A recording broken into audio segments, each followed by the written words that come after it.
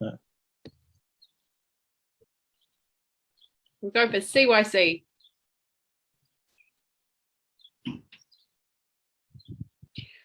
Hi, Judy.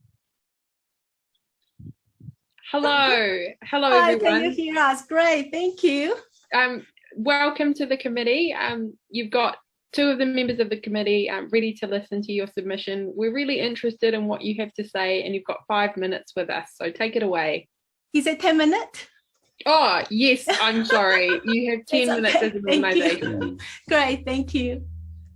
I'll let our pastor to talk first. Hi, everyone. Thank you, committee members, for this opportunity to speak about our submission. My name is Jin Chen. I'm the pastor of Christian Youth Church. Our church has supported many Chinese immigrants and international students in Auckland for more than 18 years. We love New Zealand and agree that all New Zealanders should be free of discrimination and harm. There should be respectful and open discussion regarding all topics of life. We agree that no one should be abused or harmed because of who they are. Therefore, we support the primary purpose of this bill.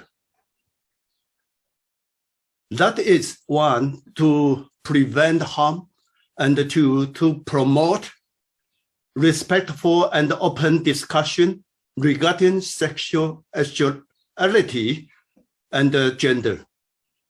But we do have some concerns. And I'll let my grandson, Kristen, talk about some of our concerns. Right. Kristen, please. Hand over to you. Tēnā koutou, tēnā koutou, tēnā koutou katoa. Hi, my name is Kristen, and I thank the committee members for giving us this time to present our submission. One of our key concerns is the vagueness and broadness of the definition of conversion practice. The bill stated that conversion practice covers any practice that is directed towards an individual and is performed with intention of changing or suppressing their sexual orientation, gender identity, or gender expression. So for us, it seems like conversion practice could include anything. And it's not just practices that causes harm, but practices with an intention of changing other people's gender perception and identification. Intention to change others. This is a very broad term. And what does it really encompass? We all know that opinions, values, views, beliefs that are shared or expressed have the intention to change, large or small, on other people's views and perception. So the question is, will respectful, caring, open discussion between parents and their children be considered as conversion practice because it may be perceived as having this intention to change element? Also, encouraging youths who are under 18 years to suppress their urges or impulses doesn't mean that parents don't love us, nor does it mean that parents are conducting a bad practice. Current NZ laws suppress youths on many things, like buying alcohol, getting married without consent, entering casino, ability to drive. Are these considered as suppression? If so, why is this bill targeting people under 18 and granting no suppression on gender issues? The bill lacks a clear definition of what suppression is. Will parents encouraging youths to self-control and wait until they're older to make life-changing decisions, such as gender change, be considered as suppression? If we want to achieve Clause 3B to promote respectful and open discussion regarding sexuality and gender, we need to make sure that parents feel safe to openly discuss their thoughts as well, not just us. We feel like this bill in its current form only allows freedom of speech to run one way, not as a two-way open discussion. Therefore, we would like to ask an exemption clause for parents. We propose adding exemption clause to what is not covered by conversion practice, namely Clause 5.2G, the advice given by a parent to their child. And we want the definition of conversion practice to be written clearly on the bill. Otherwise, how can we be sure that 3 years, 5 years, or even 10 years down the path that we still remain on the same page? This concern also extends to religious and cultural groups. I'd like to hand over to my mom, Judy. Thank you, Kristen. Thank you, committee member. Yes, besides the exemption of parents, we also think there should be a respectful and open discussion regarding sexuality and gender, as stated in Clause 3B, to be allowed by religious and cultural groups. Everyone should have the freedom to speak about their beliefs and values, and they should be able to receive others' honest opinions and perspectives. If people come to me, and ask, what is our church belief, or what is my Chinese cultural beliefs? I will want to be able to express it freely, sometimes even persuasively, giving the sense of intention to change, but then respectfully. And the other people, the one asking for my advice, can decide whether or not they take on board my opinions and make the change or not. That's their life, that's their decision, and I respect that. But we will need this open, free conversation, communication to be run both ways.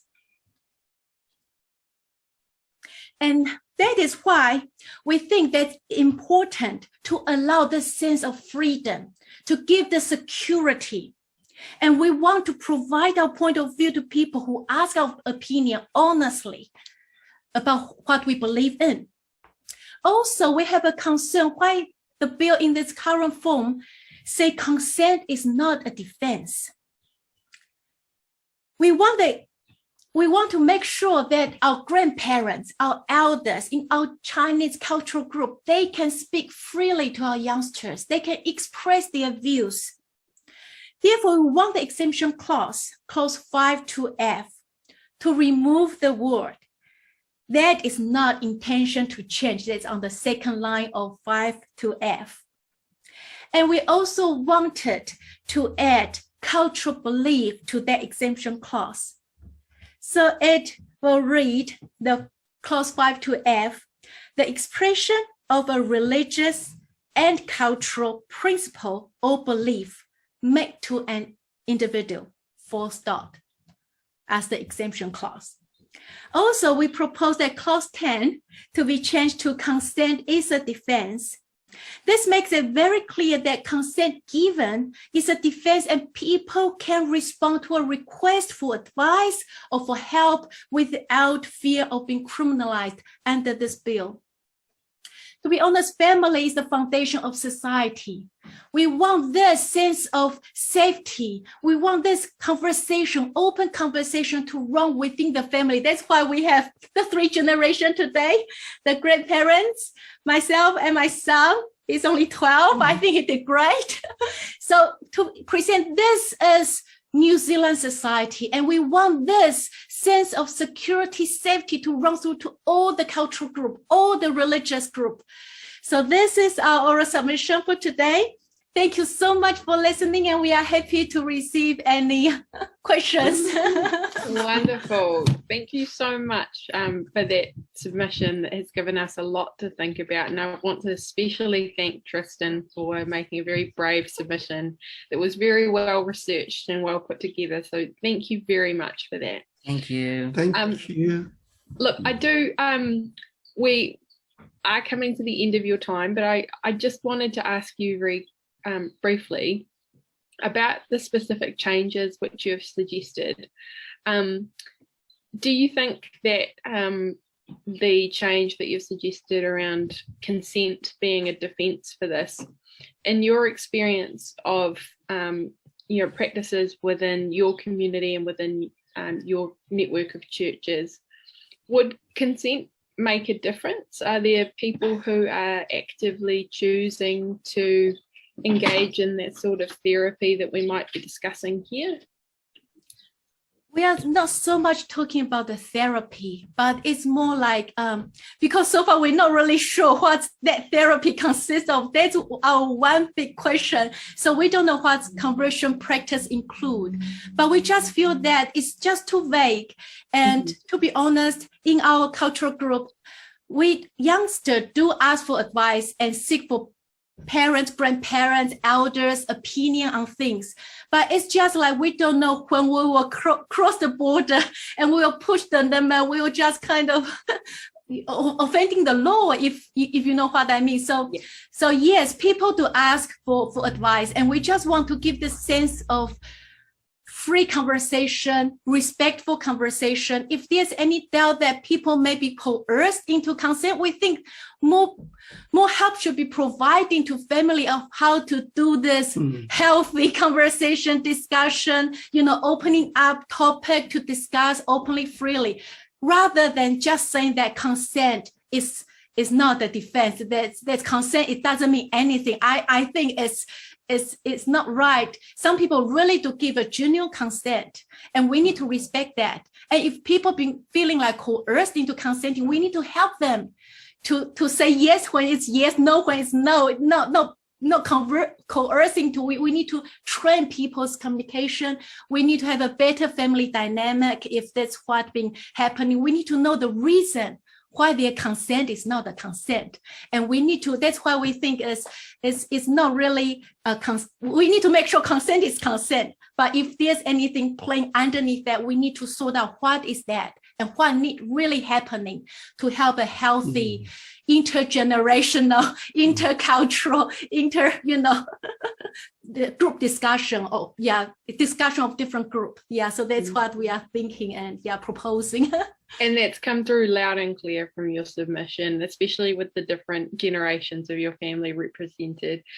Thank you so much to your father as well for presenting. And there's certainly no intention here to criminalize people like him who will be coming from a different set of cultural norms. So really thank you for your thorough presentation.